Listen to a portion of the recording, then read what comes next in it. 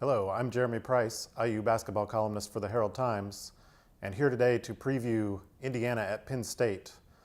Game is Saturday night at 8 p.m. at the Bryce Jordan Center in State College on the Big Ten Network. Indiana comes in 19-4 overall, 9-1 in the Big Ten, co-leader in the conference with Iowa, and coming off a huge win at Michigan, road win at that on Tuesday night.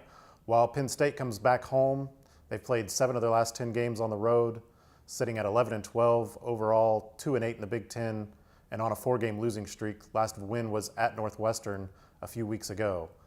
So two teams sort of headed in the opposite direction, but this sort of shapes up as a trap game if ever there was one for Indiana. Hoosiers have a big matchup with Iowa looming next week, coming off the big win at Michigan, while Penn State's struggling. It'll be important for Indiana just to keep its focus and maintain its discipline in this game against a Penn State team that's struggling. What Indiana really doesn't want to do is give Penn State some confidence, keep them in the game early, let them hang around in this one.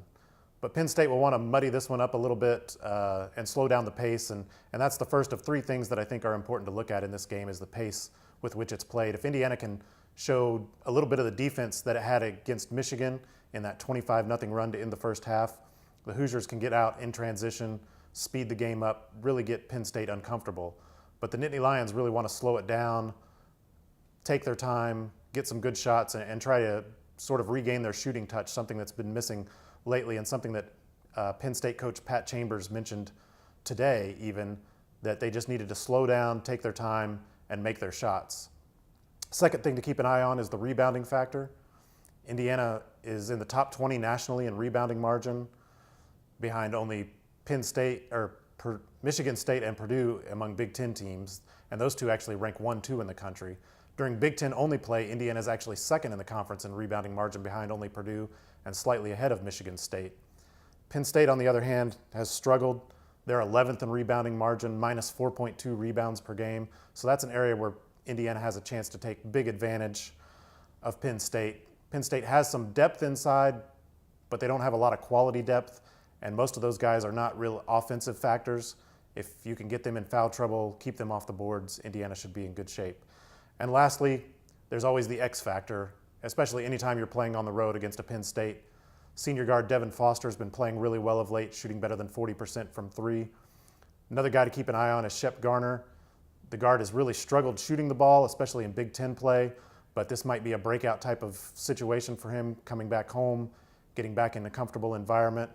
And again, keeping in mind what we saw from Minnesota just last week against Indiana, when Nate Mason and Kevin Dorsey both enjoyed some of their best games of the season against this Indiana team. So Indiana want to avoid that.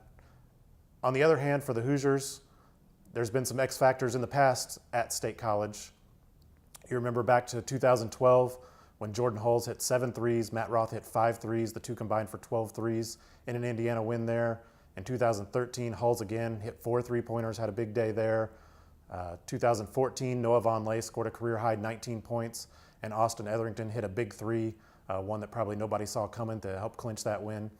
And of course, Indiana didn't play at Penn State last year. So somebody's going to have to step up, maybe be a little bit of a surprise contributor for Indiana if they're going to win on the road at Penn State. Again, Nittany Lions and Hoosiers from State College at 8 p.m. Saturday night on the Big Ten Network. Our Mike Miller and Chris Howe will be there for the coverage, and we'll talk to you next week.